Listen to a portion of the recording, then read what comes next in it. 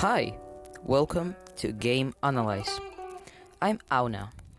Today, I'll start a new series, Game Design Ideas.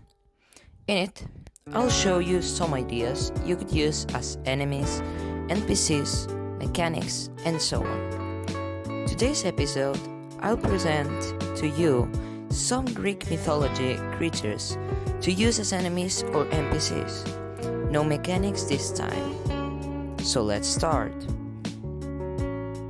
Our first creature will be the Arai, mythical creatures in the form of a spirit and would be something like the physical representation of a curse, particularly the ones the dead place upon the killer. I think this could make a really cool enemy you have to kill to eliminate a curse placed upon you or some NPC. I really like the idea of being in some type of cave and suddenly a portal opens and an Arai gets out to fight you. Next, let's talk about the centaurs, mythological creatures, half human, half horse. They are pretty known already, but aren't really used.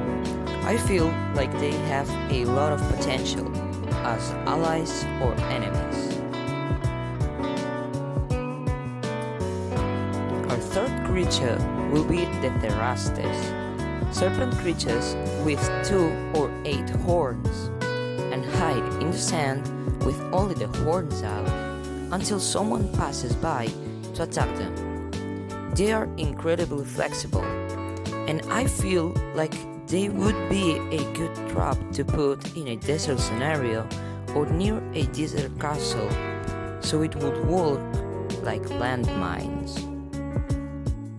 We'll continue with the Gorgons, 3 women with venomous snakes as hair, and who turn you into stone if you look at them. They are similar to the centaurs in the sense that they are very known but really underused.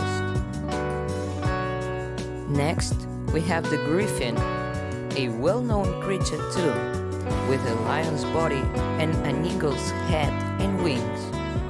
It could be used as a transport system in your game, as an enemy, a pet, an ally, an attack.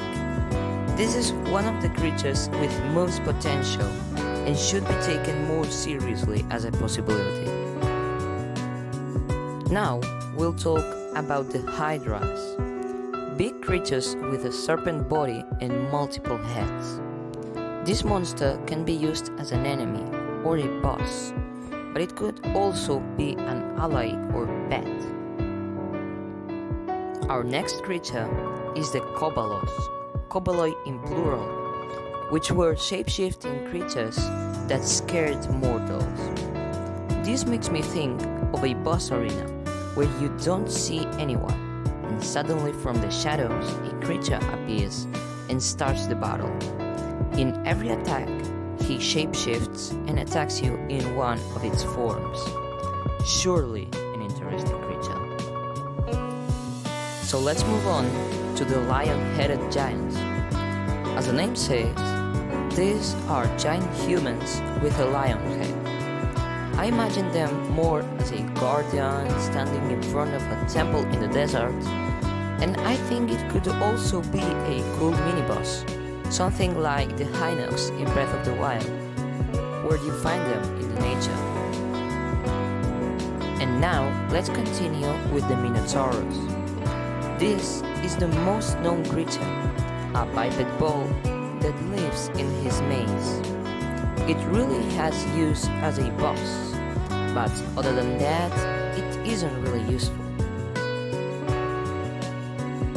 So next are Cerberus and his brother, Orthrus.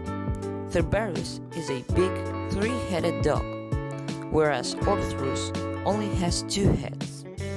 They could make a good escalating boss fight, where you first battle with Orthrus's 2 heads at once, and as you win the fight, Cerberus stands in front of him and now attacks you with 3 heads at once. Odontotyrannos is our next creature, a beast with a horse-like black head, bigger than an elephant and 3 horns. My idea for this creature is a final attack your player does that awakens this creature, and it goes in a straight line defeating enemies with its horns. Now we'll see Ophiotaurus, a part bull, part serpent creature. Its organs run the power of defeating gods if burned, which makes me think of an enemy you don't find very often, who you need to burn if you want a power-up or something like that, and you need to find a way of burning him, so the player has to seek the solution. If not with this enemy in particular, that mechanic is really smart and interesting, and you could build little puzzles around it. Next is the Ouroboros, a circular self-eating snake. I don't know what it can be used for, but it seems a really interesting creature I needed to mention. Let's now look at the Spartai, skeletal beings born from violence. This could be an interesting help, which if you land multiple consecutive attacks, gets out of the ground and becomes a temporary ally. They can also be awoken from dragon teeth, as it says in the myth. So this teeth could be used as an item to call this ally faster. I really think this should be implemented in some game.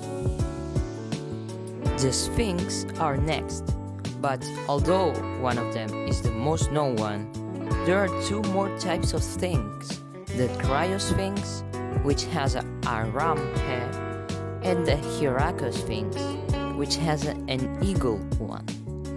This could be used in a boss battle as a 3-way attack, or as 3 similar enemies differentiated by its head and the main attack, but they are almost equal in power and only change in different scenarios, like a jungle or a desert.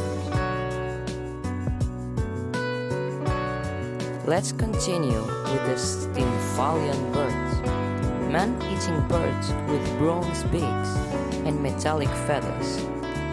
They can throw to their victims, ally or enemy. This is a cool long-range attacking creature, which also flies and can attack in groups. I think they are a neat addition to a creature catalog.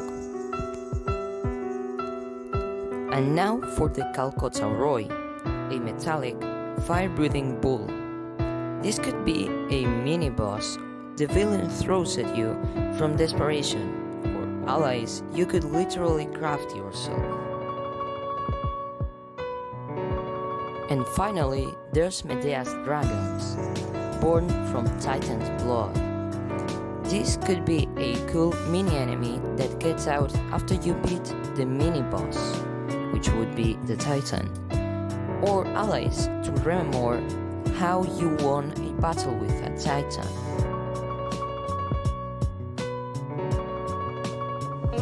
So those were all the creatures for today, which had a lot of potential and I think could be a fun addition to a game to make it more interesting. They are not the only ones, and we didn't talk about the items, weapons and mechanics. But anyway, I'm Auna, and this has been Game Analyze. Game Analyzed.